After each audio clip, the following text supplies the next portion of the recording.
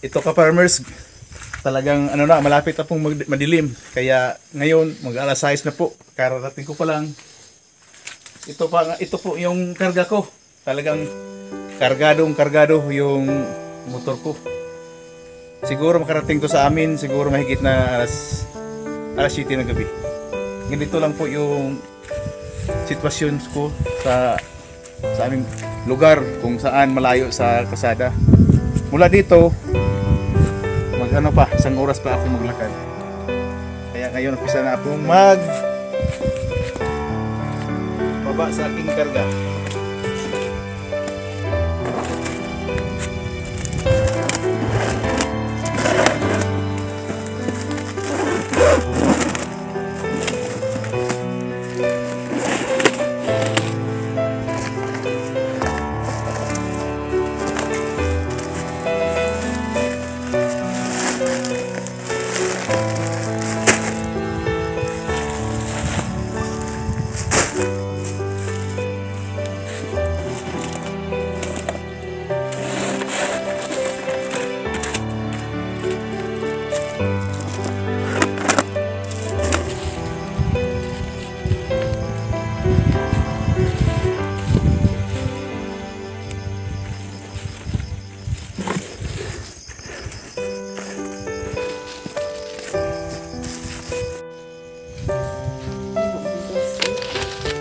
Ito yung karga ko. Ano ka farmers, bigas to. 50 kilos. Mayroon pang kasamang grocery. Dahil paninda ko po sa aking maliit na tindahan sa bukid. Ano to, yung mga grocery ko binabalot ko sa plastic dahil palaging umuulan kasi. Saka mayroon pang ilog na madaanan namin para hindi mabasa yung kargamento kong grocery, binabalot ko sa plastic para iwas sa basa sa ilog at saka sa ulan. Dahil alam mo naman natin yung panahon na yun, bare months, palaging umuulan, hindi maasahan yung anong oras umulan, basta umuulan na lang. Kaya may pinabuti kung binabalot ko yung aking mga paninda.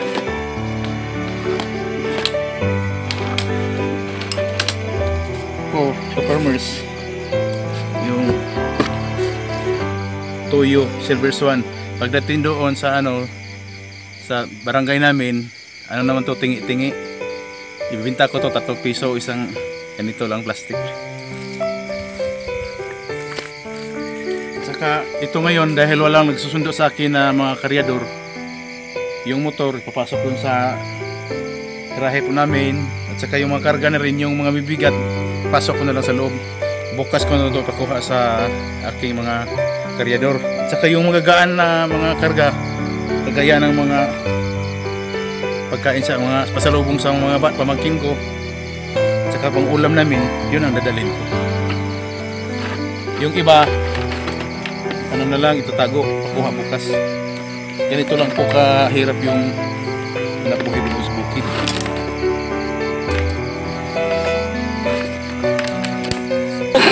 Ngito.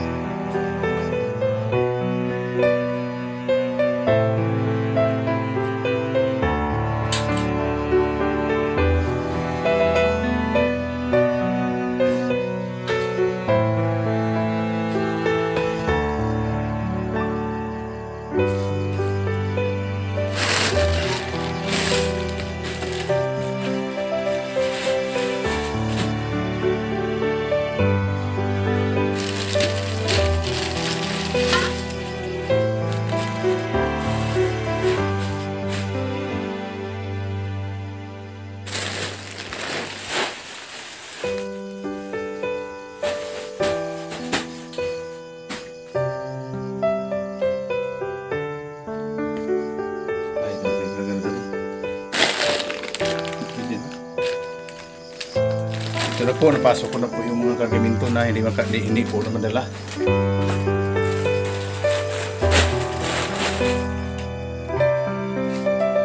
Ito na po yung bigas, at saka sitserya, at saka mga grocery. At yung isang container na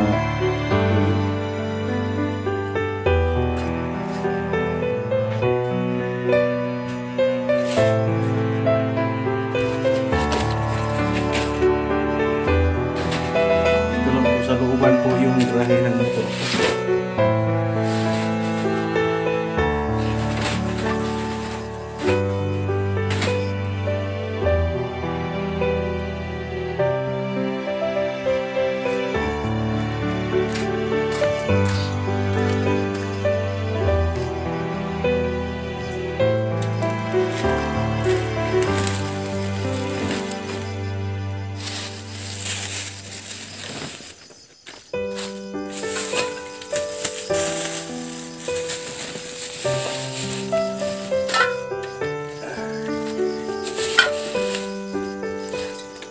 Ito butin yung halimbawa panandalian po na panggatong po.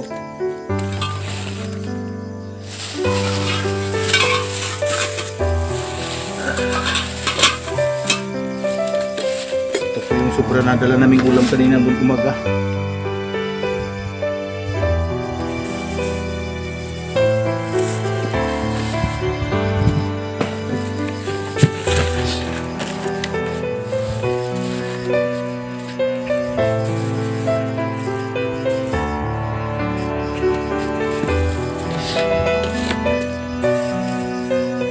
Tinapay.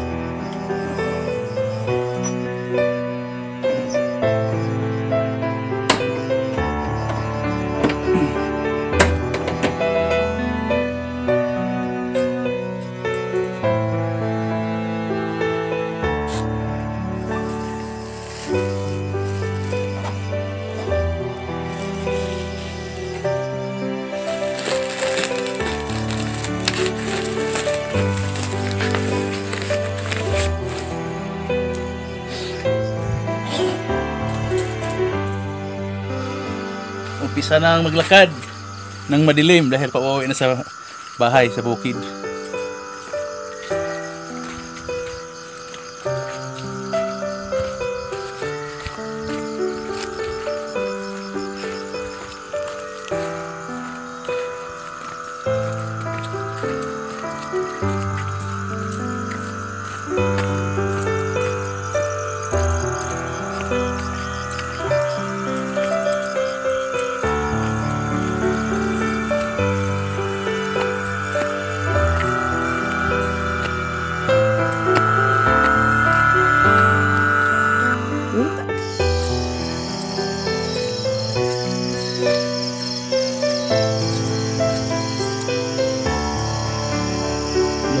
Farmers Bangin. Ito po farmers, yung paglalakad po namin ngayon, nangalahati na po kami. Ito lang talaga po yung daanan sa amin sa ngayon. Madilim. Siguro ito ngayon mag alas 7 na po. Hindi po kami magkakain po ng punan.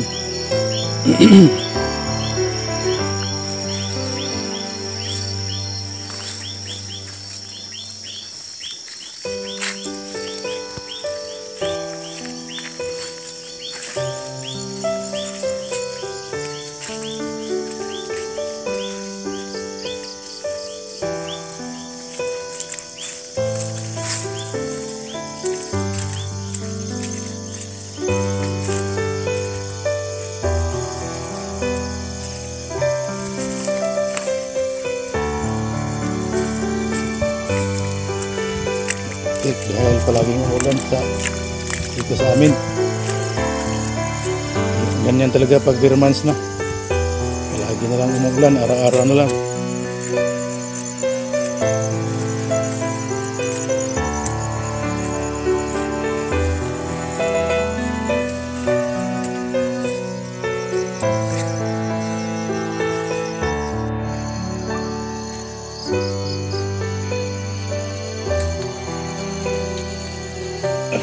Ito po, farmers, yung pinakamahirap na daan, yung sinasabi sa amin na lasang-lasang.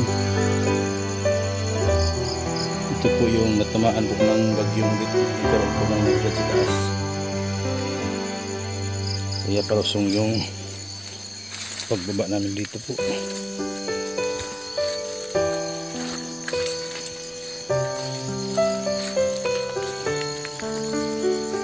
At saka ngayon ka-farmers, malapit-lapit na po kami sa aming barangay.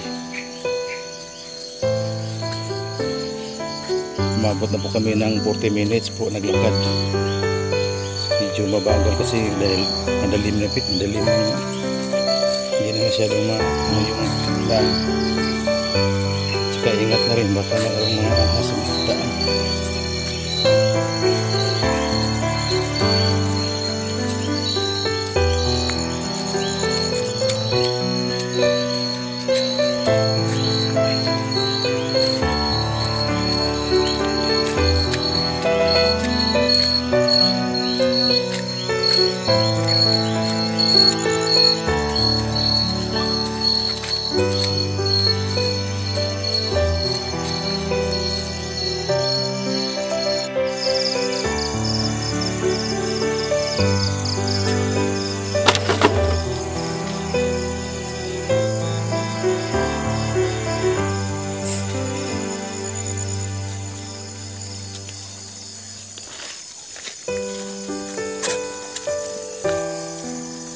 Ito ngayon, tatlong gabi na burnout po sa amin dahil nagsimula yung burnout sa Sabado po ng tanghali. Saka Lunes na ngayon, 3 araw na po na walang kuryente sa aming barangay.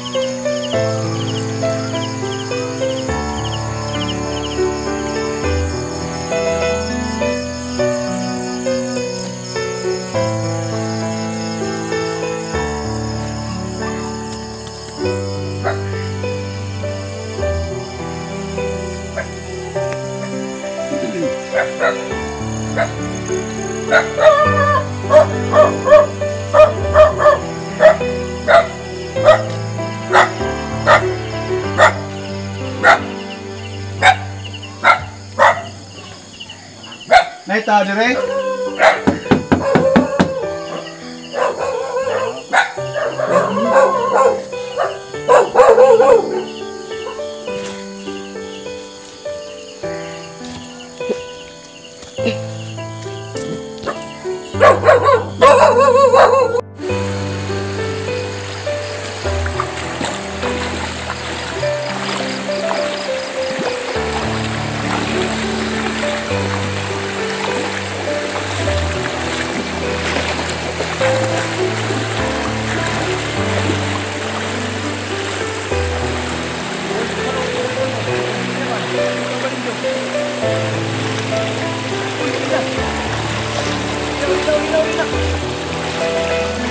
Asaman mo? Uli na! Natin Michelle! Ambot! Uli na dong! Baha ano? Ang dakong tubig oh! Wala na ba punoy man ang unog bata din haan? Okay, lagi sama pulkat.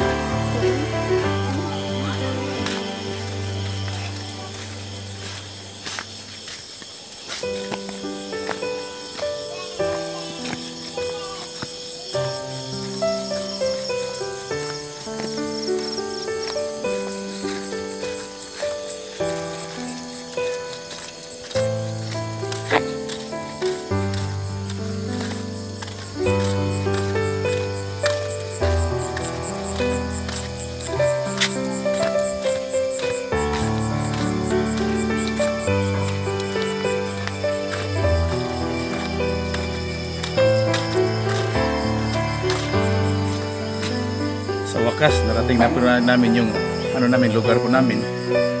Siguro ngayon mahigit na alas 7 po ng gabi. At saka salamat po kami na walang aberya po sa daan kahit naglakad po ako ng isang oras. At saka salamat na rin sa Panginoon na walang aberya po nangyari. At saka salamat na rin po para ma-share ko rin yung view sa amin at saka gaano kahirap yung aming lugar. At saka salamat na rin po. At saka yung mga pamangkin ko po nag-aabang nasa pasalubong. Ganito talaga po probinsya. Yung mga pamangkin nag-antay ng pasalubong na nabili po namin sa bayan. At saka salamat na rin po.